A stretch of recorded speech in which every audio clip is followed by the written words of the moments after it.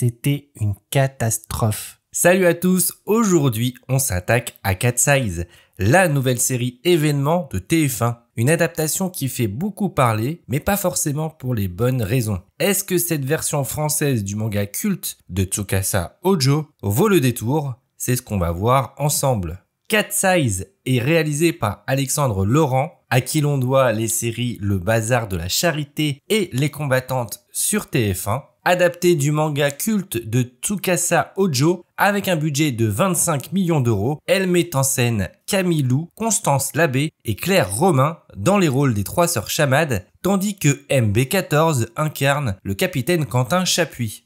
Nous sommes en 2023, dans la ville lumière. Alexia, Tam et Cilia se retrouvent après des années de séparation. Au même moment, une œuvre d'art ayant appartenu à leur père disparu 10 ans plus tôt dans le mystérieux incendie de sa galerie d'art ressurgit lors d'une prestigieuse exposition à la Tour Eiffel. Elle décide alors de prendre tous les risques pour la dérober dans l'espoir de comprendre enfin ce qui lui est arrivé. Très rapidement, le trio se retrouve dans la ligne de mire de Quentin Chapuis, capitaine de la BRB, chargé d'arrêter ces nouvelles voleuses qui ne cessent de lui échapper. Mais il ignore que parmi elles se cache son grand amour de toujours, Tam. Malgré son budget record de 25 millions d'euros, la série peine à convaincre. Le scénario, s'il reprend les bases du manga, s'avère prévisible et manque cruellement de profondeur. L'humour, notamment dans les dialogues, tombe souvent à plat. Certains choix scénaristiques, comme le déguisement d'Alexia en japonaise, sont maladroits pour rester poli et frisent l'appropriation culturelle, voire le déguisement raciste. De plus, la série souffre d'un manque de rythme flagrant durant ses 2 premiers épisodes. On s'ennuie par moments, attendant en vain les scènes d'action et de suspense qui devraient faire le sel de ce genre de récit.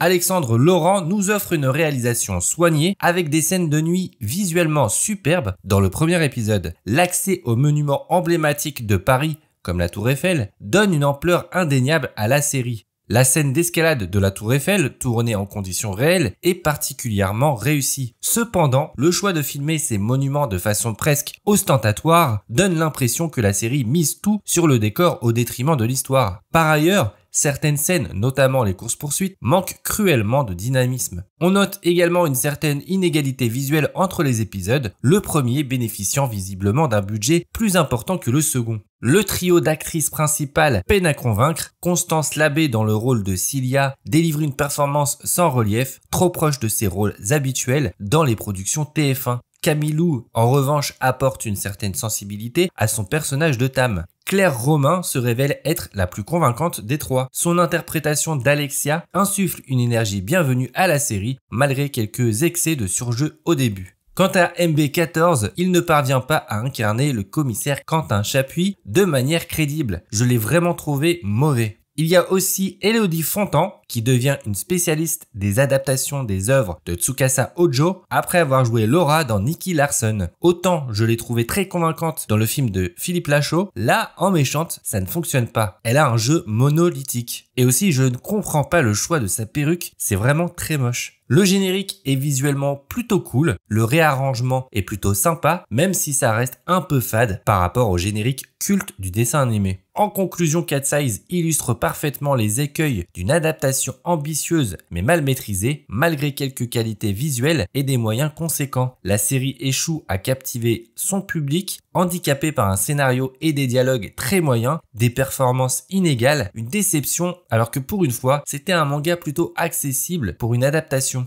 Et vous, qu'avez-vous pensé de Cat's Eyes? Avez-vous été convaincu? N'hésitez pas à partager votre avis en commentaire. Si vous avez apprécié cette petite vidéo, pensez à liker et à vous abonner pour ne pas manquer nos prochaines critiques. Salut!